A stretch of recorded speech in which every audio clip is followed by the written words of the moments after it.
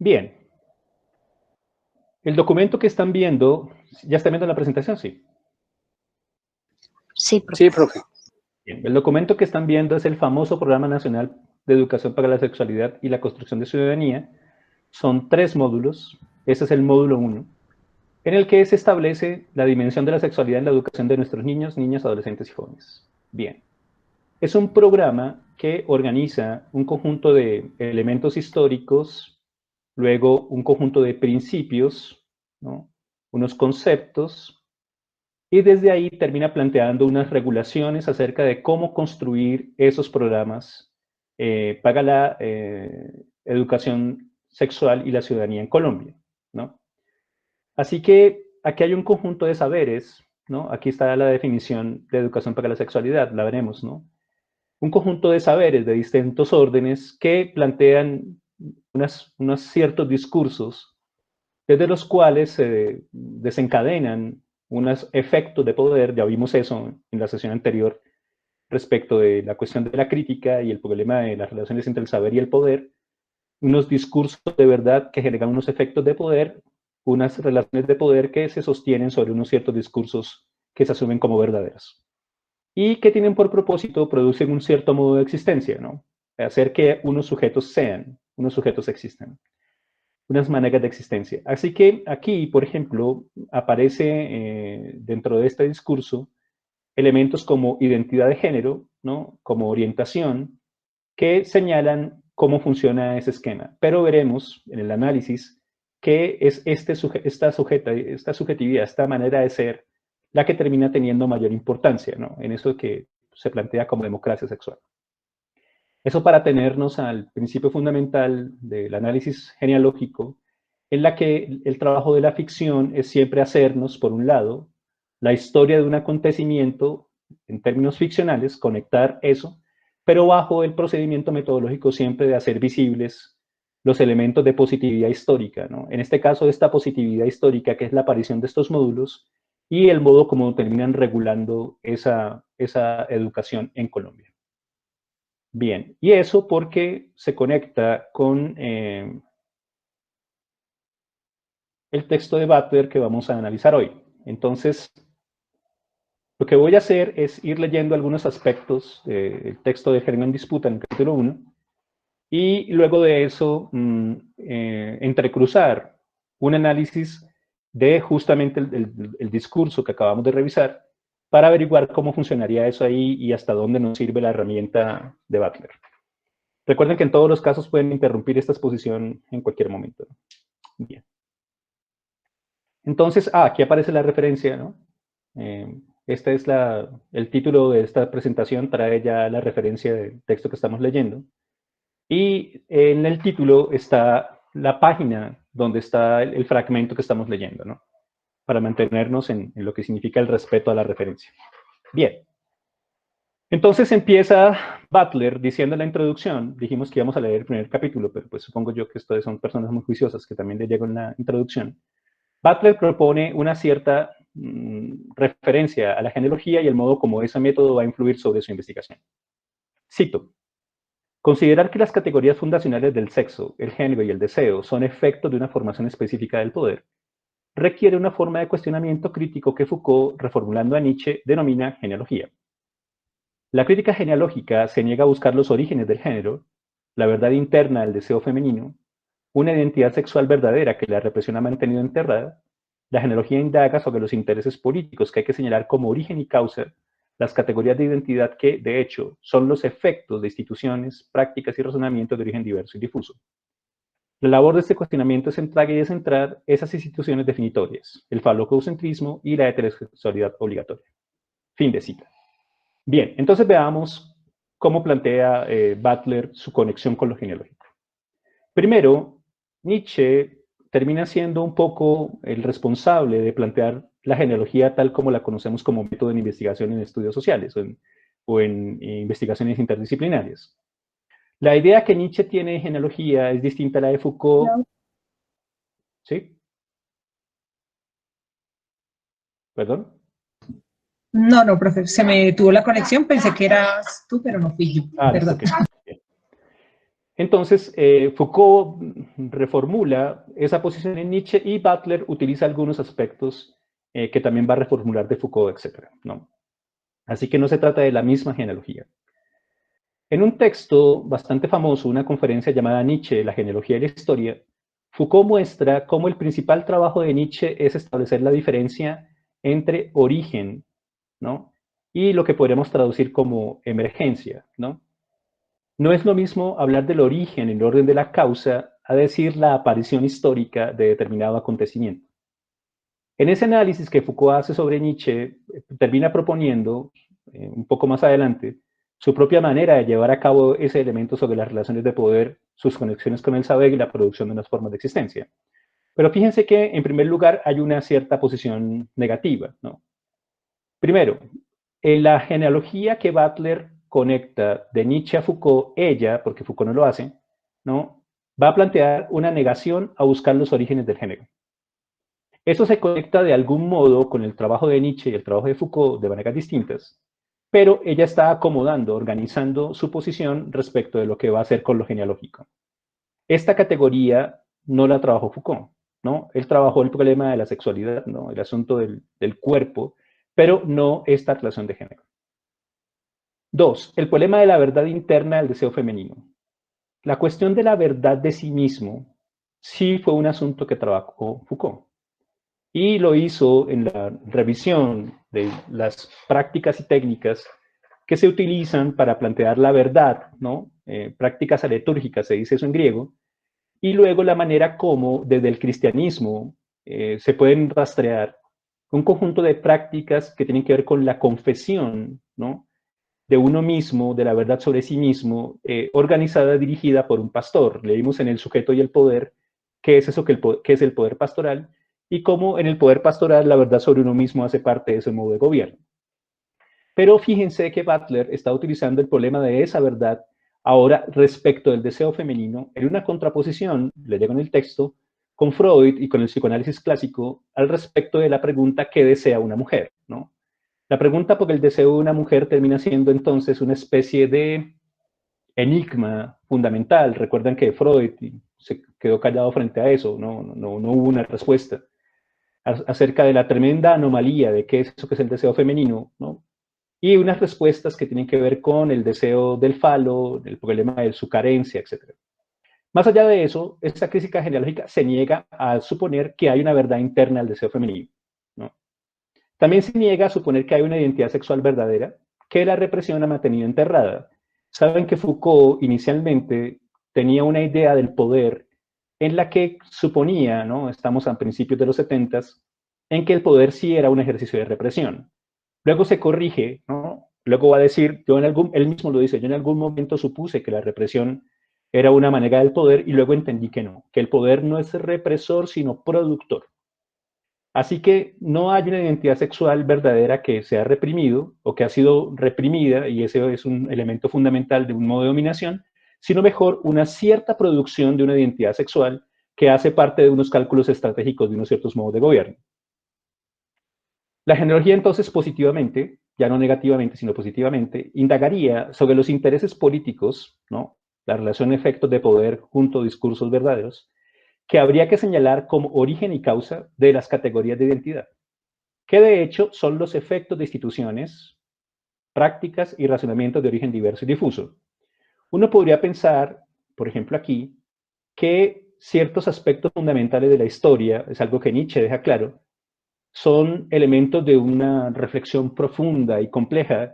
Nietzsche se ríe un poco y dice, insiste en que quizá hay elementos que no están suficientemente claros, pero que se asumen como elementos reales, ¿no? Ahí aparece una noción de ficción que estará en De verdad y mentira en sentido extramoral.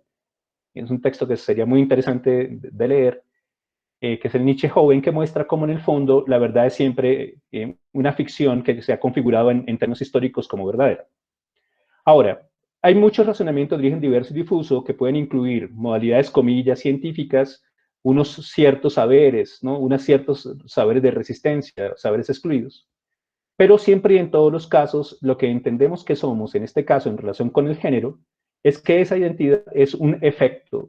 Luego hay una performatividad, ¿no?, del discurso en la producción del género como tal. No sé si estuvieron presentes en el webinar de esta mañana. Sí, señor, la primera parte. Sí, ¿no vieron la presentación del profesor Jaime, no?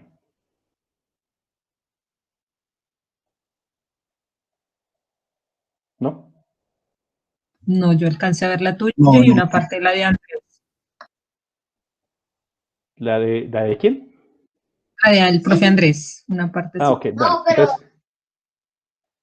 No, pero ¿qué? No, una Bueno, partecita dije.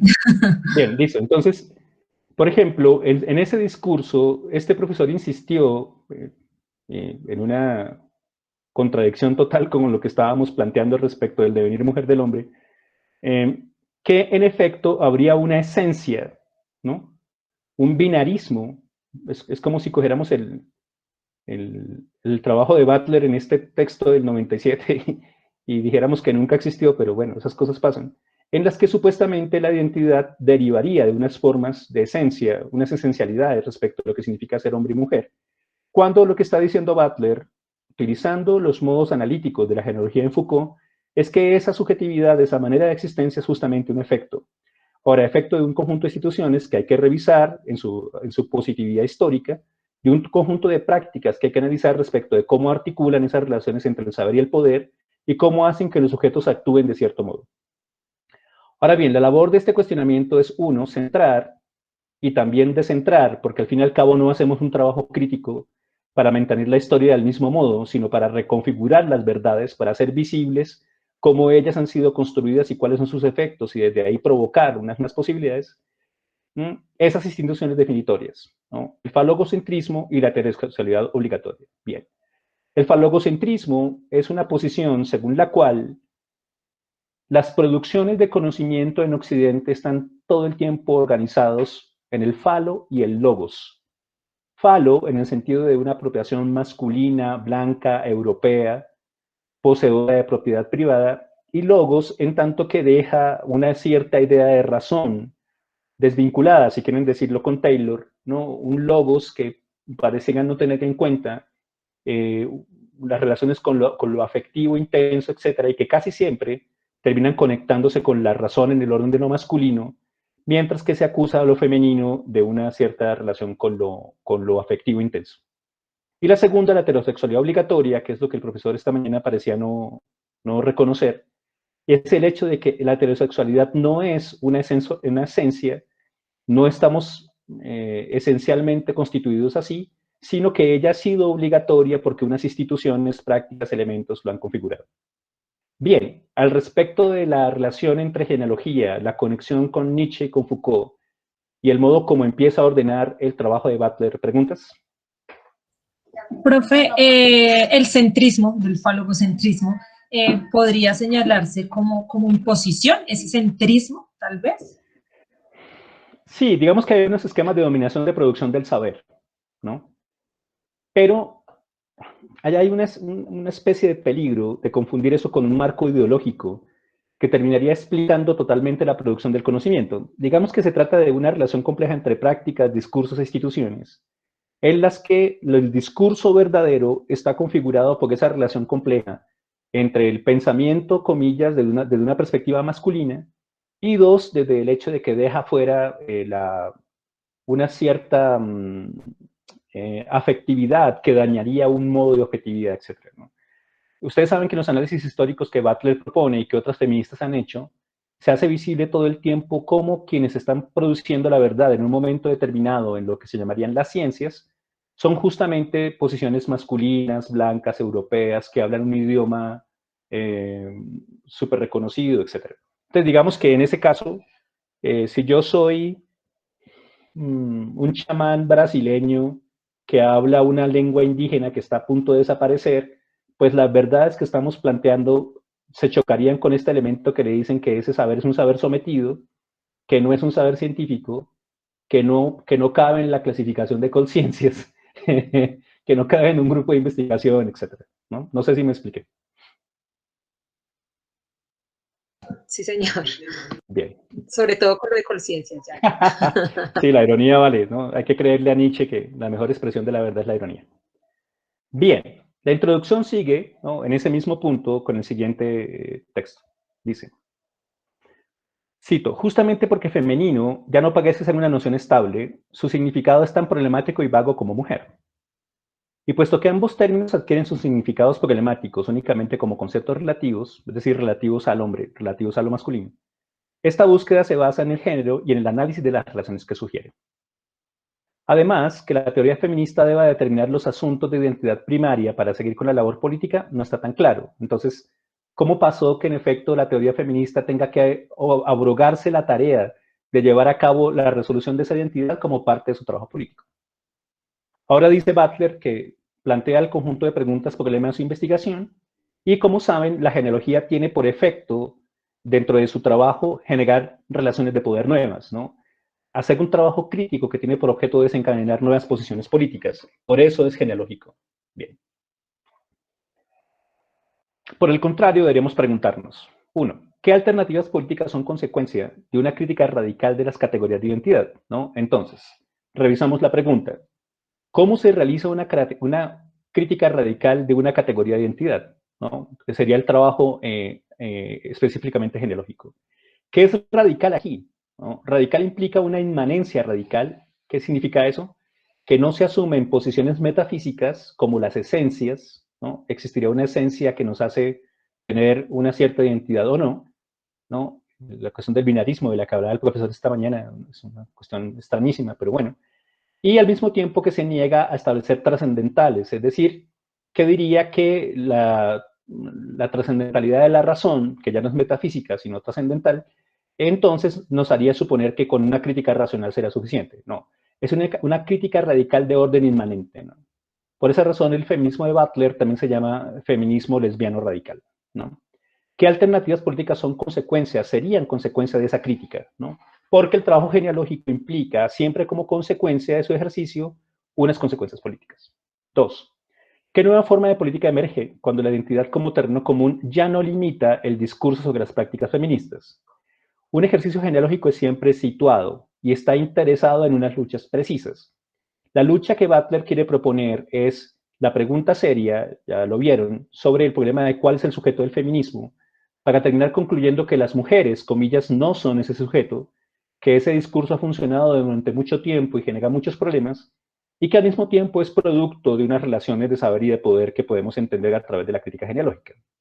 Así que, bueno, ¿qué pasaría si ya no se limita a eso, ¿no? Fíjense que se insiste en que hay un cierto momento negativo del ejercicio crítico, ¿no? No se queda siempre negativo como en Hegel, ¿no? Que va de una negación a una negación y luego una afirmación, sino que va a una negación inicial que implica no aceptar tal cosa, no ser gobernado de cierto modo, no aceptar ciertos elementos que han sido aceptados de cierto modo, para desde ahí establecer el punto de partida del ejercicio crítico. ¿En qué medida la energía empleada para encontrar una identidad común, como base de una política feminista, puede impedir que se ponga en duda la construcción política y la reglamentación de la identidad en sí misma? Es decir, ¿cómo es que todo el esfuerzo que se ha hecho para configurar la identidad común, comillas, mujeres, como base de esa política, termina generando un problema en el orden del alcance político en términos de identidad? Bien, hasta aquí en esta introducción. ¿Preguntas? Profe, una pregunta. Yo le entendí en algún momento que la genealogía que hace Judith Butler es diferente a la de Foucault, pero no le entendí bien en qué radicaba la diferencia. Digamos que el primer problema es que a Foucault no le interesa el elemento del género, ¿no? Son cuestiones históricas distintas, ¿no? Ahora, el trabajo de Foucault tendrá consecuencias en el trabajo de Butler, pero Foucault no revisa en específico ni el problema del sexo, ni el problema del género, ni el problema del deseo, aunque señala unas contraposiciones al psicoanálisis, a su emergencia histórica. Tal vez recuerden que en 1976, en el primer tomo de Historia de la Sexualidad, Foucault dice que su trabajo querría ser una genealogía, ¿no? Y una arqueología del psicoanálisis como tal. Luego de eso cambia su plan de trabajo analítico y aparece toda la pregunta por el sujeto de los 80. Pero digamos que primero tiene que ver con las luchas específicas.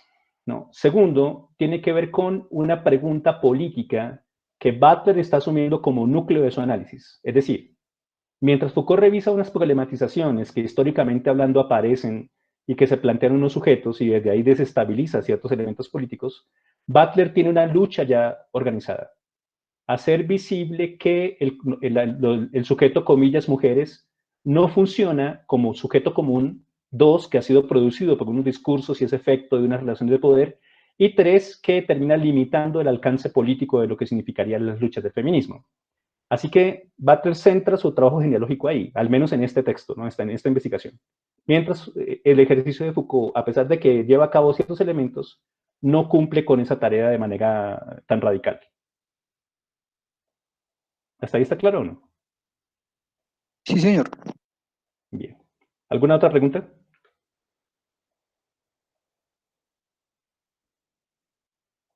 Profe, con relación a lo que acabas de mencionar, bueno, en otro texto de Butler, ella habla como de las normas, ¿no? Y ahí es donde hace alusión a, pues como a la contraposición con Foucault.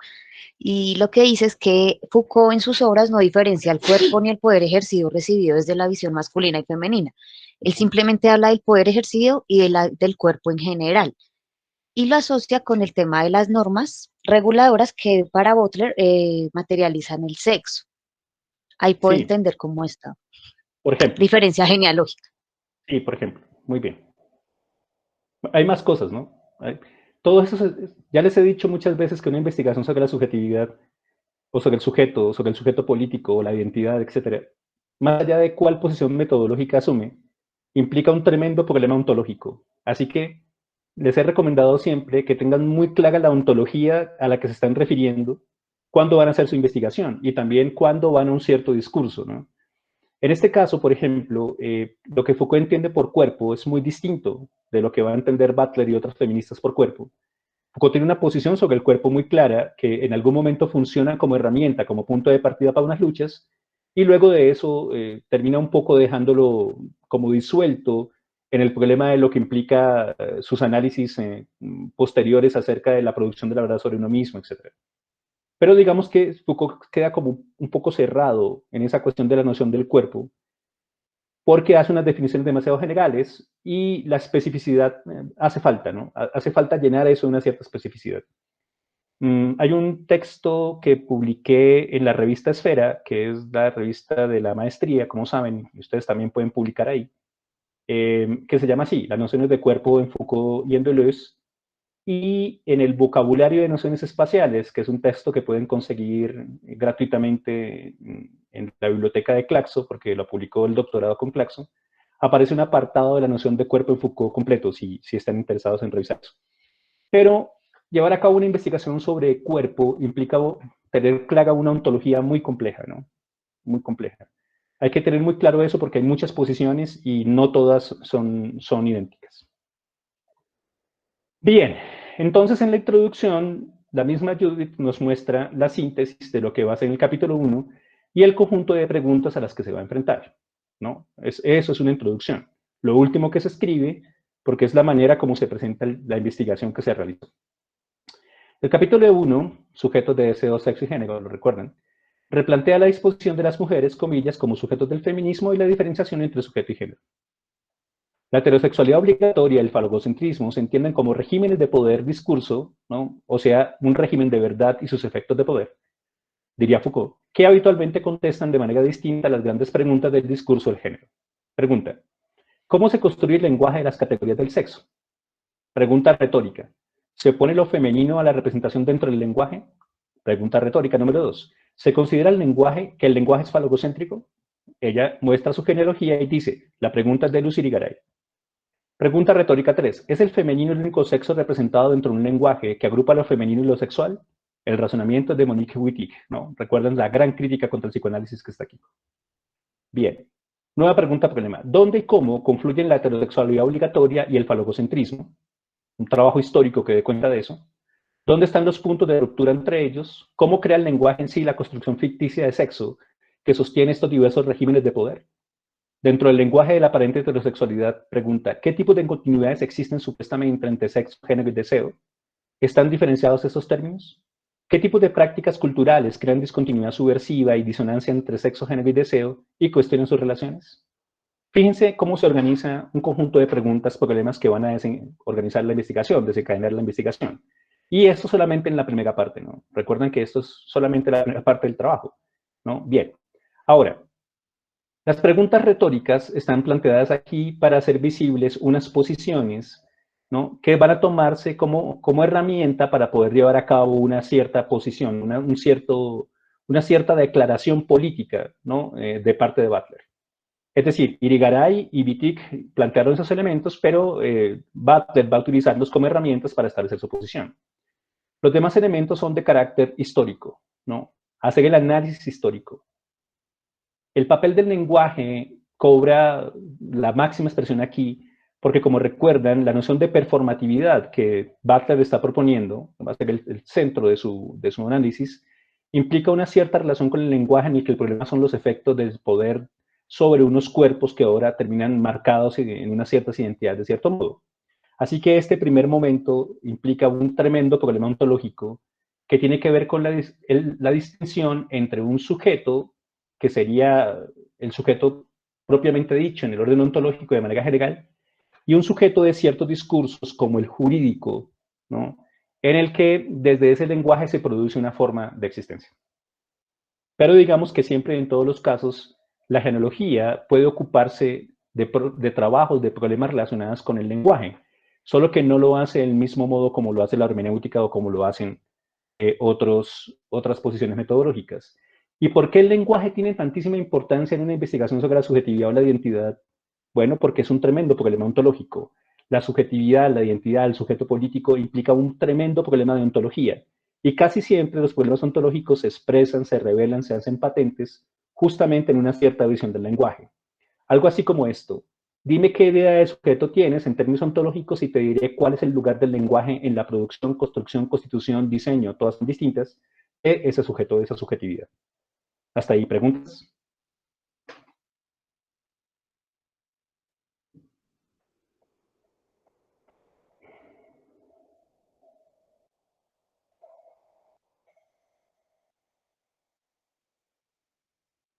¿Sí me están escuchando o me desconecté? Sí, perfecto. En el momento en que Butler habla de la producción de los sujetos desde el aparato jurídico, ¿hace referencia específicamente solo al caso de la mujer o también estaría relacionado con otros sujetos de los que nombra Bueno, en el texto? aquí se hace visible un problema ficcional, ¿no? Y es que se creó el sujeto mujeres. Y el problema de la creación de este sujeto es que incluso termina funcionando como elemento problemático en la construcción de una política de la teoría feminista, ¿no? Lo que quiere decir Butler es que ese sujeto es en primer lugar producido desde una ficción histórica que tiene que ver con unos discursos, específicamente los que tienen que ver ciertos discursos jurídicos, pero también la ley del deseo. Recuerden todo el trabajo analítico sobre el problema psicoanalítico, ¿no?, especialmente en el segundo capítulo del libro.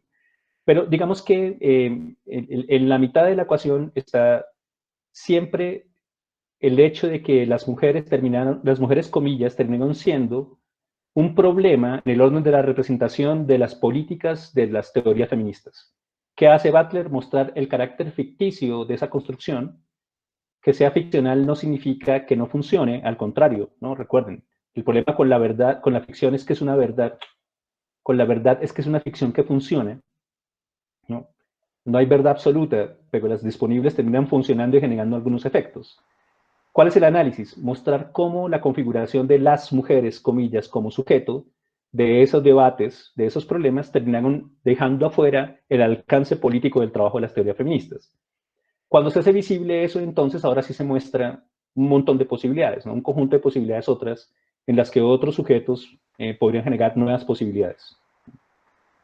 Profe, bueno, en el mismo sentido que estaban hablando, o sea que básicamente lo que ocurre es que el discurso crea, bueno, hay una parte donde dice Foucault que en cierta manera es una creación, esta idea de este sujeto mujer, y es una creación que se hace desde una concepción, digamos, occidental.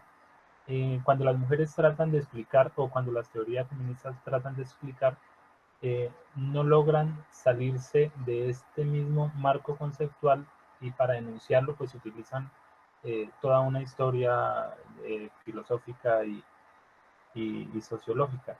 Entonces, básicamente es como nacer dentro de una camisa de fuerza.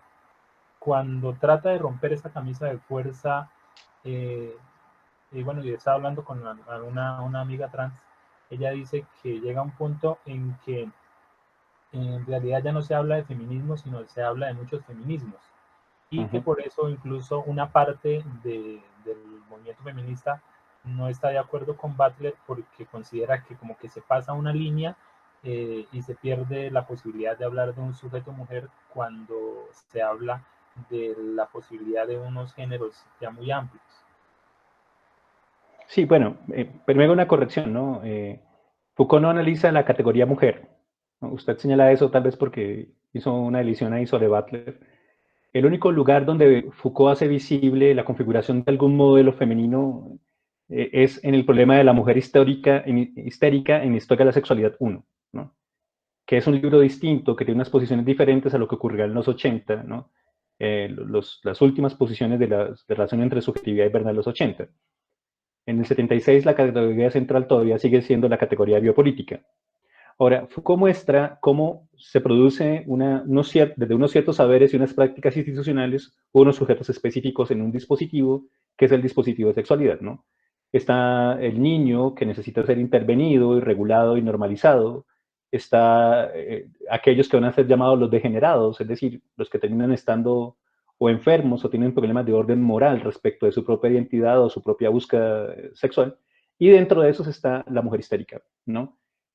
Hay un problema en la medicina de la época, y es que, como recuerdan, hísteros es el modo griego de decir útero, y la medicina de la época termina explicando un conjunto de problemáticas del cuerpo femenino desde el hecho de que se es femenino, de que se es mujer.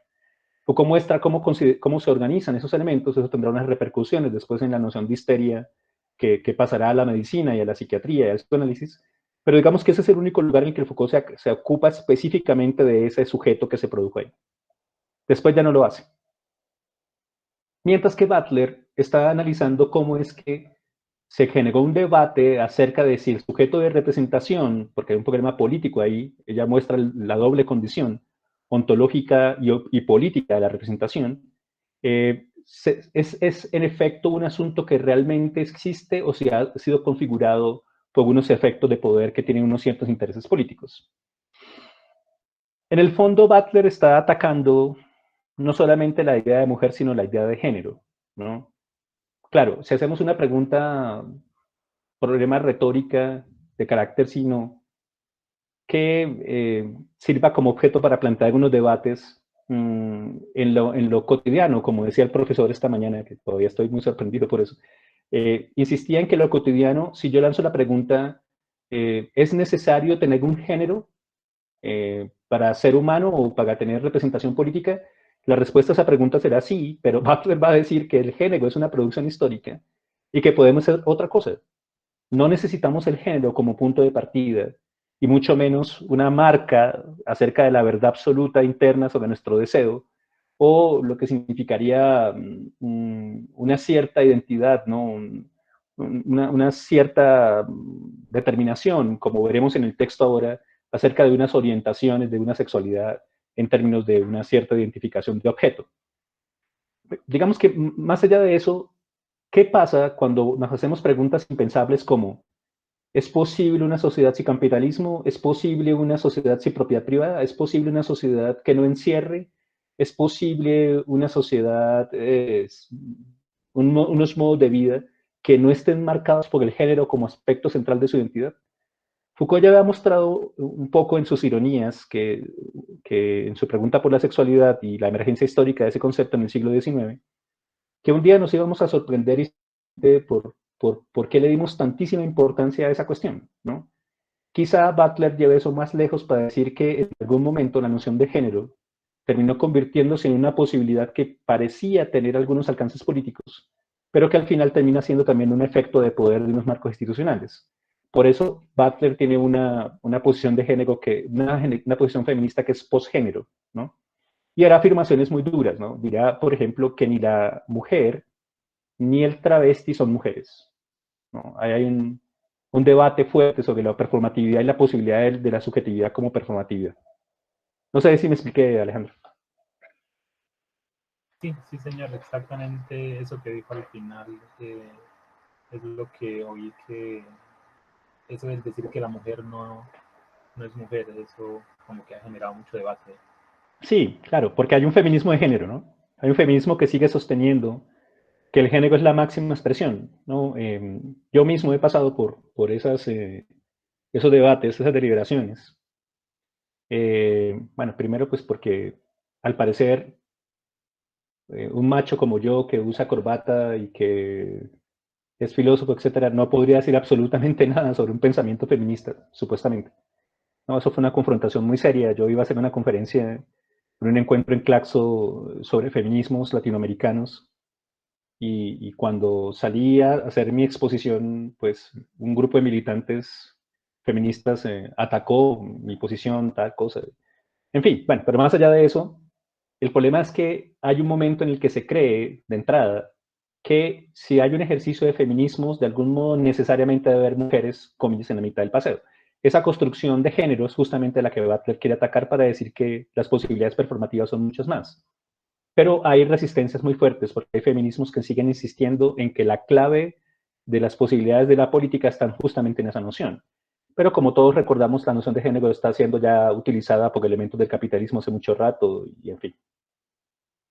Bien, entonces aparece en la página 45 el problema, ¿no? En el inicio del capítulo, la formulación del problema que se va a considerar en ese capítulo. Dice Butler, en su mayoría, ¿qué son? Así me digo. En su mayoría, la teoría feminista ha asumido, hay un error ahí, discúlpenme, que existe cierta identidad entendida mediante la categoría de mujeres, que no solo introducen los intereses y los objetivos feministas dentro del discurso, sino que se convierte en el sujeto para el cual se procura la representación política. Pero política y representación son términos que suscitan opiniones contrapuestas. Por un lado, representación funciona como término operativo dentro de un procedimiento político que pretende ampliar la visibilidad y la legitimidad hacia las mujeres como sujetos políticos. Por otro, la representación es la función normativa del lenguaje que al parecer muestra o distorsiona lo que se considere verdadero acerca de la categoría de las mujeres. Para la teoría feminista, el desarrollo de un lenguaje que represente de manera adecuada y completa a las mujeres ha sido necesario para promover su visibilidad política. Evidentemente, esto ha sido de gran importancia, teniendo en cuenta la situación cultural subsistente en la que la vida de las mujeres se representa inadecuadamente o no se representaba en lo absoluto. Fin de cita. Bien, revisaron la primera parte, ¿no? En la que aparecen las referencias a Beauvoir, ¿no?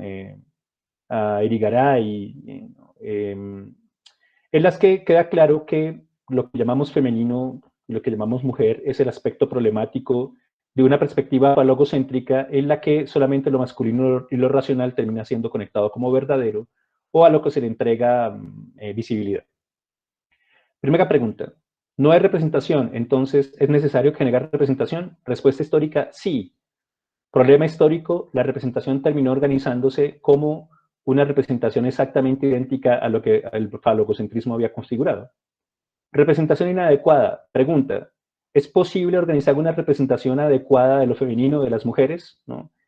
Esa pregunta terminó generando un conjunto de problemas muy serios acerca de qué es eso que es la mujer en términos ontológicos, que también el falocentrismo se hizo la pregunta y no pudo contestarla porque terminó diciendo que era lo absolutamente otro, lo no conocible, etc. Pero por el otro lado, se cayó en una trampa según la cual habría razones para suponer que una identidad subyacía a lo que significa la posibilidad política de los feminismos. Así que fíjense cómo aparece el problema, ¿no? Política y representación. Uno, representación en el doble sentido. Ontológicamente hablando, representación es la capacidad del lenguaje de establecer algo que existe. Entonces recuerdan que yo digo libro y muestro esto, y entonces aparece representación, ese conjunto de letras, como el conjunto de posibilidades que dan cuenta de este referente. Pero por el otro lado, representación implica que en el orden político, unos sujetos representan a otros en unas luchas, ¿no? Dicen algo sobre ellos, dicen de sí mismos, yo pertenezco a esta identidad, luego hablo en nombre de. ¿Qué significa hablar en nombre de o hacer parte de una identidad que ahora se reconoce como no representada o como representada inadecuadamente? Así que el primer problema, establecer esa conexión entre lo ontológico y lo político, reconociendo que esta visibilidad y esta legitimidad serán el problema, ¿no? Más adelante en los argumentos, Butler dirá, utilizando el trabajo de Foucault, que se hacen visibles y se hacen legítimos unos elementos como parte de unas estrategias, ¿no? ¿Alguien creería que esa visibilidad y esa legitimidad es transparente o es simplemente el resultado de una lucha y es lo que debe conseguirse a cualquier costo? Pero lo que Butler está diciendo es que esta relación entre política y representación fue la que terminó organizando esta trampa, en la que hay unas funciones, de unos efectos de poder que ubican a esa nueva identidad en unos entredichos respecto de si hay posibilidad política y posibilidad de representación ahí. Bien, al respecto a esta primera parte, ¿preguntas?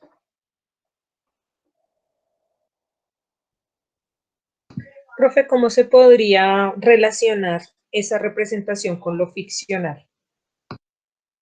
Bueno, recuerdan todos y todas que el problema de la ficción en la genealogía es siempre la producción de una verdad que tiene alcance histórico. Entonces aquí no se trataría de lo ficcional, digamos en el orden de la producción de un sentido nuevo o de un mundo posible nuevo, sino de lo ficcional como unas verdades, comillas, que terminan siendo ficciones que son aceptadas precisamente porque son efectos de poder de una cierta relación discursiva, ¿no? Esa cuestión de la ficción es ahí donde tiene su anclaje. No sé si me expliqué. O sea, ahí la cuestión de ficción sería ya con la categoría de mujer como tal a nivel histórico, ¿no? Sí, exactamente. Pero también con la noción de representación y con la noción de política, ¿no? Solo que esas son más antiguas, ¿no? Y sobre esos elementos se organizan, sobre esa positividad histórica, se organizan esas otras exigencias, ¿no?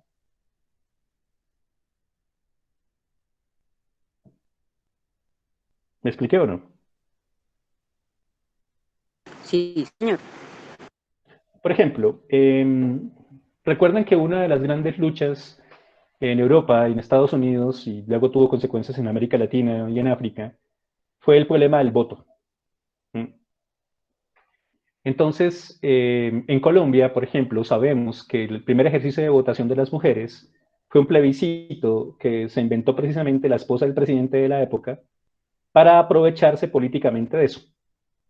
Luego de la votación del plebiscito, la siguiente votación era la votación para la presidencia, y entonces en ese momento dijeron que no, que las mujeres podían votar en el plebiscito, pero no en la presidencia. Y como saben, ahí se armó el debate serio acerca de qué significa ser ciudadana. Eso pasa en Colombia en ese momento histórico, pero antes de eso estaba toda la pregunta en las fábricas, en Europa, en Inglaterra, en la participación productiva de la mujer, en lo que pasaba en Estados Unidos, ¿no? La manera como las mujeres emergen como sujeto político, pero establecen como soporte central la categoría de mujeres, la identidad de las mujeres para llevar a cabo ese ejercicio político. Butler no quiere decir que eso no haya existido, no, quiere decir que ese elemento funcionó de manera estratégica de cierto modo, pero en el fondo estaba repitiendo un esquema falogocéntrico y una heterosexualidad obligatoria.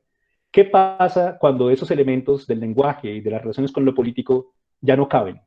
¿Qué pasa cuando dejamos afuera tanto el falococentrismo como la heterosexualidad obligatoria? Respuesta de la hipótesis. La categoría mujeres ya no funciona ni como representación política ni como sujeto político. ¿Me expliqué? ¿Sabes qué me suscita esto? El tema de O3, bueno, muy usado en Argentina y bueno, por algún discurso feminista ahí, ¿no? Como ese lenguaje también quiere irrumpir, Sí, digamos, en claro. doble vía, o sea, mantiene el status quo, pero también quiere irrumpir allí. Pero también, digamos, el fenómeno de que ya comiencen a usarlo todos, de que Sí, claro. sea incluso contrapuesto por la gramática. Bueno, hay todas unas discusiones frente a usar el O13 para incluir, Lo pero no sé importante qué diría en el análisis Butler al genealógico, respecto. sí, lo importante en el análisis genealógico es que esa crítica altere una situación política. Ahora, es posible reconocer que en algún momento ya no lo hará, por muchas razones, pero encontrar el análisis histórico que permite, uno, encontrar ese punto de ataque, digámoslo así, un cierto punto de ataque, que en este caso es unos ciertos usos del lenguaje que tienen consecuencias jurídicas y al mismo tiempo tienen consecuencias políticas, encontrar ese punto de ataque para desactivar ese elemento y hacer posible uno nuevo es justamente el trabajo genealógico. Pero puede pasar que ese ejercicio termine organizando unos nuevos efectos y unas relaciones estratégicas a las que hay que desactivar de nuevo y así, ¿no?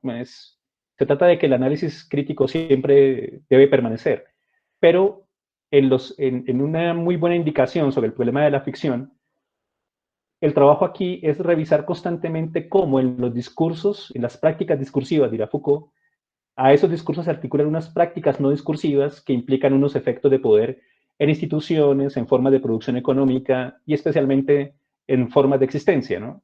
El otros, digamos que termina desestabilizando una cierta relación binaria, etcétera, pero también termina generando una inclusión que puede terminar siendo peligrosa, ¿no?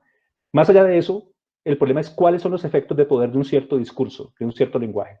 Ese trabajo es específicamente genealógico.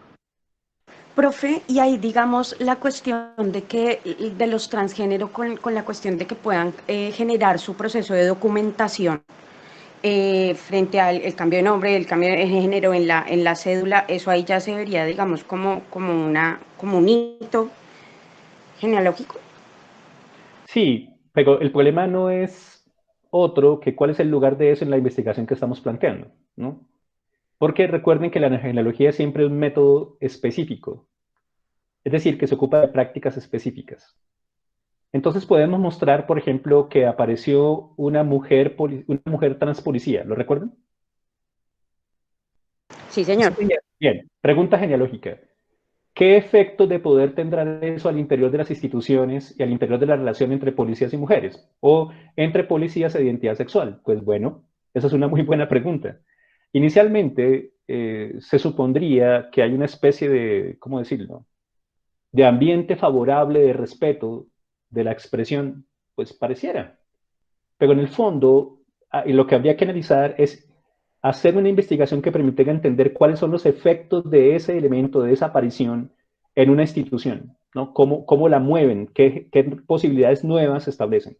Unos discursos nuevos aparecen porque, claro, hay unos desafíos a esos discursos que se habían institucionalizado y ahora se institucionalizan otros, pero también aparecen unas normalizaciones, el hecho de que es mujer trans, pero por muy trans que sea es mujer, luego todo lo que le cabe a la mujer en relación con la policía le toca a ella, etc. Y al parecer la emergencia de esa forma de subjetividad termina siendo determinada por esas posibilidades de normalización, etc. ¿Mm? Fíjense lo peligroso que es eso, ¿no? Lo problemático. Pero el análisis genealógico es el que tiene que mostrarnos cómo la emergencia de esos elementos, primero, provoca unas desestabilizaciones políticas, ¿no? Y al mismo tiempo pueden promoverse unos análisis así para averiguar cuál es el punto al que hay que ir de manera precisa para desestabilizar eso, ¿no? Ese es el trabajo específicamente genealógico. Distinto el problema del sentido, el significado, la orientación del significado, el problema del sentido de la acción en lo hermenéutico. ¿Hasta ahí vamos bien o...? ¿Profe? Uh-huh. Uno podría decir que, por ejemplo, las cuestiones de la política pública siguen ejerciendo esa función normativa del lenguaje en la medida en que, por ejemplo, sacaban un diccionario en el cual daban una serie de categorías con las cuales uno debería referirse a cada persona. Entonces, es trans sí cumple con estas categorías, es lesbiana sí cumple con esta definición, es decir, sigue haciendo una función normativa de lo que significa que sea Sí, lesbiana, claro. que sea ya. En sentido estricto, esos discursos están produciendo un sujeto. Es decir, están diciéndole a alguien qué es eso que es y hacen ese doble movimiento que vimos en Foucault en el sujeto y el poder, ¿no? Por un lado, terminan marcándolo en una relación de identidad, pero por el otro lado le provocan una cierta exigencia de la verdad sobre sí mismo, de parte de unos que quieren manejarlo y de parte de él mismo que quiere llevar a cabo una posibilidad nueva. Así que ese modo de poner eso en el discurso implica que la sangre seca en los códigos, dirá Foucault sobre Nietzsche, ¿no? La sangre seca en los códigos es realmente el resultado de una lucha, una batalla, un enfrentamiento, no dialéctico al modo de Marx, porque Nietzsche se aparta de eso, sino un enfrentamiento en las que incluso las palabras, lo que aparece como regla, lo que aparece como derecho incluso, es algo que dije una vez en una conferencia en la Santo Tomás y casi me linchan, ¿no? Eso que llamamos derechos humanos es el resultado de unas relaciones de poder que hicieron posible unos reconocimientos que son estratégicamente importantes, pero que por el otro también pueden desencadenar relaciones de dominación nuevas. Así que primer trabajo crítico de lo genealógico, establecer con claridad cuál es la situación estratégica en la que determinado sujeto se encuentra, para desde ahí averiguar cómo podría ser distinto a través de un cierto elemento que debe identificarse, tratarse de manera clara para desactivar esas conexiones que producen esa existencia. Cuando eso pasa, hay una desestabilización política en el análisis crítico, ¿no? Ese es el propósito como tal. En este caso, esa desestabilización tiene que ver con la producción de las mujeres, comillas, como sujeto de un feminismo que termina teniendo el problema político de que supuestamente habría un solo sujeto para representar, que abarcaría miles de posibilidades de existencia, que son muchas, y por el otro, que implicaría los límites de esa noción, de ese concepto, respecto del alcance político, del trabajo político que otras cuestiones estratégicas quieren considerar. En el fondo, todos esos marcos estratégicos están organizados y limitados justamente por esas modalidades normalizadoras, ¿no? Para decirlo de alguna manera, terminan siendo posibilidades calculadas de gestión de unos modos de gobierno, si lo dijéramos con Foucault. Bien, ¿algo más? Sí, profe. Digamos que parece haber dos elementos en cuanto a este aparato jurídico que después se decantan en los códigos y en la legislación. Entonces, por un lado, antes no existía la denominación persona trans, lesbiana, etcétera, etcétera, etcétera. Luego queda en el código, ¿cierto? Y de ahí vuelve a configurar unas posibilidades normativas que van a normalizar de nuevo al sujeto diciéndole qué es lo que debería hacer.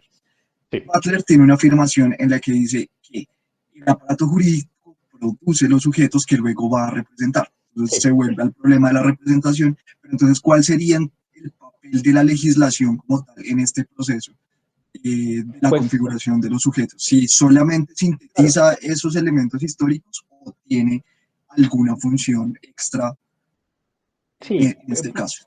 No olviden que el problema es siempre un análisis estratégico de las relaciones de poder o los modos como se organizan las fuerzas, ¿no? ¿Para qué se quiere hacer visible cómo se configuran esos sujetos? Pues primero para mostrar los esquemas de poder que están ahí, los efectos, segundo para provocar unos nuevos. Así que hay unas situaciones estratégicas que hay que alcanzar. Pongo por caso. Hay un momento histórico en el que las mujeres se organizaron para conseguir los derechos necesarios y esa situación estratégica era fundamental. De hecho, hay regiones del mundo en el que todavía hay que levantarse a luchar para conseguir esos aspectos estratégicos. El acceso a derechos, el acceso a reconocimiento, etc. Pero Butler está diciendo que eso no le quita un ápice al hecho de que hay consecuencias en los sistemas de dominación del alcance de esos objetivos estratégicos. Entonces, claro, uno no podría ir a un lugar donde no siquiera hay voto femenino o ni siquiera se puede manejar un automóvil a explicar Butler porque ni siquiera se ha alcanzado las posibilidades estratégicas que permiten los derechos de género.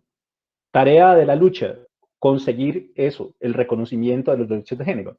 Y luego desde ahí ir escalando en los objetivos estratégicos. Pero ella me está mostrando que cuando ya se ha conseguido eso, cuando ya hay un cierto reconocimiento y hay unos ciertos derechos alcanzados y unas luchas desencadenadas, aparece un tremendo obstáculo que por un lado es un obstáculo ontológico que tiene consecuencias políticas, que tiene que ver con unas maneras de construcción del discurso que incluso organizan esos derechos porque lo organizan desde, uno, el falococentrismo y dos, la heterosexualidad obligatoria. Y cuando eso pasa, se alcanzaron unos derechos y se alcanzaron unos aspectos estratégicos, pero siguen encerrados en unas relaciones de poder que ahora se hace necesario cuestionar otra vez para ir más lejos en el alcance político de las estrategias. No sé si me expliqué. Sí, profe, gracias. Bien. Profe, ante eso, o sea, la cuestión sería que todo el tiempo tendría que estar como cambiando ese discurso, o sea, modificándose a medida que va, o sea, como moviéndose con lo sociohistórico, claro, para poder en un momento determinado no ser cooptado. Eso fue lo que como que yo entendía de una u otra manera leer el texto. No, y claro, y además Foucault se los va a decir, ¿no? Pues, ¿qué pasa? El problema fundamental de la crítica es el presente. Todo trabajo crítico es un asunto del presente. Y la genealogía, como investigación que tiene diferentes posibilidades, lo que quiere mostrar es como unas maneras de existencia que están aquí presentes hoy, están situadas en situaciones estratégicas, en elementos estratégicos, Foucault dirá emplazamientos, relaciones de poder, modos de dominación, esquemas de gobierno, etc. Y ubicadas allí, establecidas ahí, pueden cuestionar cómo es que están establecidas para establecer organizar nuevas posibilidades de ser, pensar, actuar, etc. Así que la crítica es siempre un trabajo permanente. Por eso Foucault dirá que la crítica es realmente una actitud, un modo de vida, ¿no? Y ese ejercicio crítico implicaría unas precauciones metodológicas, que en este caso insisten en averiguar cómo unos discursos han sido configurados para establecer unos ciertos efectos de poder dentro de los cuales está una cierta manera de existencia. Como ven, en el análisis de Butler se ocupa justamente de unos elementos de ley, ¿no? De cómo se construyeron unas leyes justamente para, comillas, reconocer o para representar eso que llamamos mujeres, y terminaron esas leyes produciendo, por un lado, el sujeto que supuestamente estaba resistiéndose, y por el otro manejándolo, incluyéndole una estrategia. Ese ejercicio analítico de esos esquemas estratégicos debe ser constante, porque, como ustedes saben, el propósito de una estrategia es mover la acción de otra hasta que la venza, y luego aparecen unas nuevas y así, ¿no? Cosa que está en la parte final del sujeto y el poder, que les recomiendo leer de nuevo, acerca de la diferencia entre una relación de poder y un marco estratégico. Bien, entonces dice Butler respecto del problema de la relación de sujeto y política. El problema del sujeto es fundamental para la política y concretamente para la política feminista, porque los sujetos jurídicos, ojo, una cosa es el sujeto jurídico y otra cosa es el sujeto político, siempre se construyen mediante ciertas prácticas excluyentes que, una vez determinada la estructura jurídica de la política, no se perciben.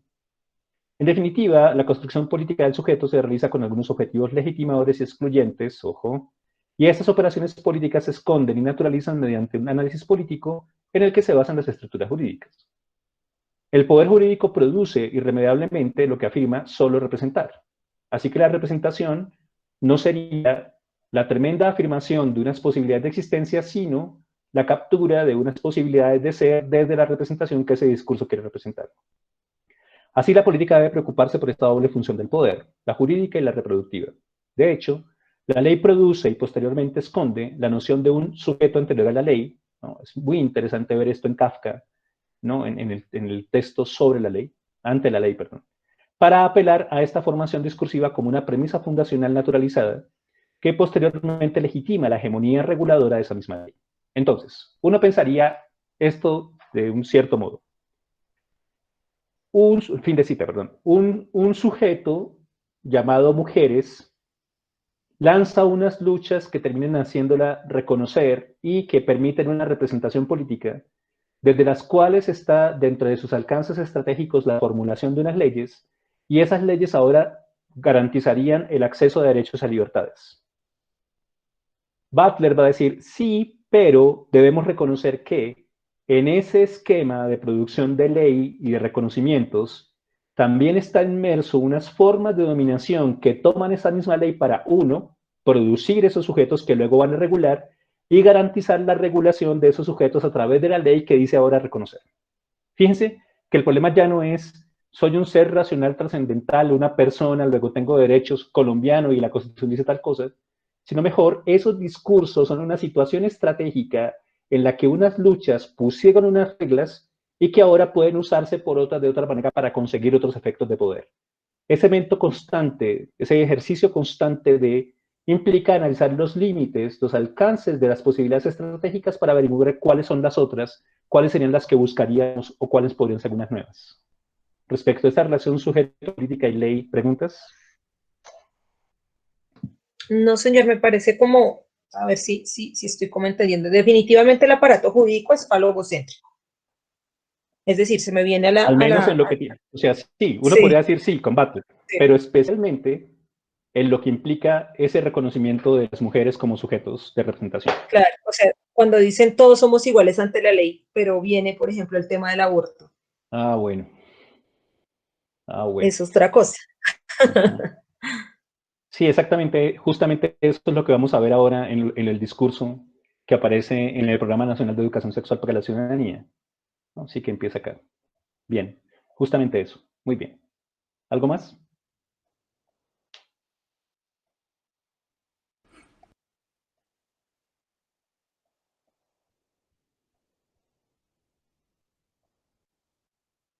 ¿Está claro este elemento? Sí, señor. Bien, entonces si les parece, podemos descansar ya que van a ser las 8.